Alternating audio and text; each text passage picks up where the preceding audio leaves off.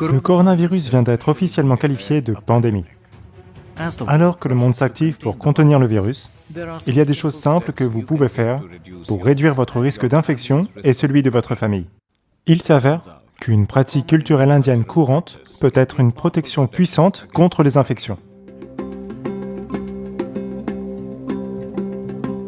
Une étude publiée il y a quelques jours dans le célèbre New England Journal of Medicine a évalué combien de temps le coronavirus peut survivre en dehors du corps humain et infecter les surfaces de nos maisons, bureaux et autres lieux.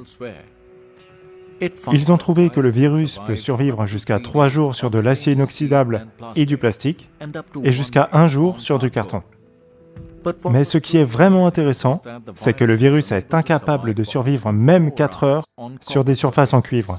Ce n'est pas la première étude à trouver que le cuivre est très efficace pour détruire les virus et les bactéries. Un essai clinique dans des hôpitaux aux États-Unis a montré que l'utilisation de surfaces en cuivre dans les unités de soins intensifs tue 97% des bactéries et réduit le risque d'infection de 40%. Les surfaces en cuivre ont toujours fait partie intégrante de la culture indienne. Nous stockons notre eau dans des récipients en cuivre et mangeons notre nourriture dans des assiettes en cuivre et en laiton. Outre les puissants bienfaits purificateurs, utiliser des ustensiles en cuivre est aussi favorable de bien d'autres façons. La façon dont l'eau doit être conservée chez soi, il y a toute une science là-dessus. Comment la conserver, dans quel genre de matériaux, comment la traiter. Personne ne boit d'eau traditionnellement en Orient sans d'abord s'incliner devant elle.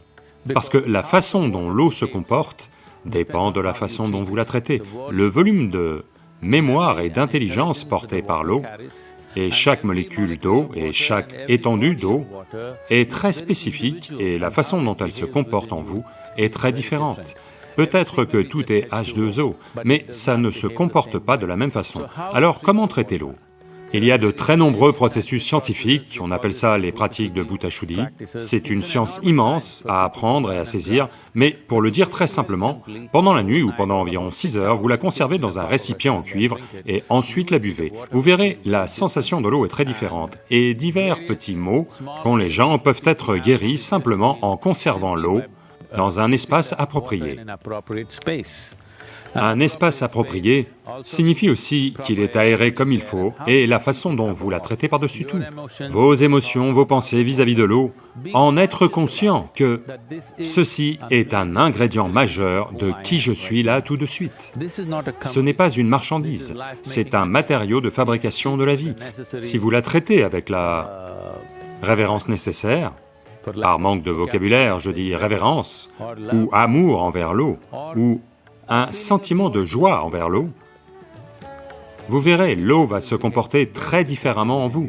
Juste en changeant l'eau qu'ils boivent et la façon dont ils boivent, j'ai vu beaucoup de gens se sortir de maladies chroniques rien qu'en faisant ça.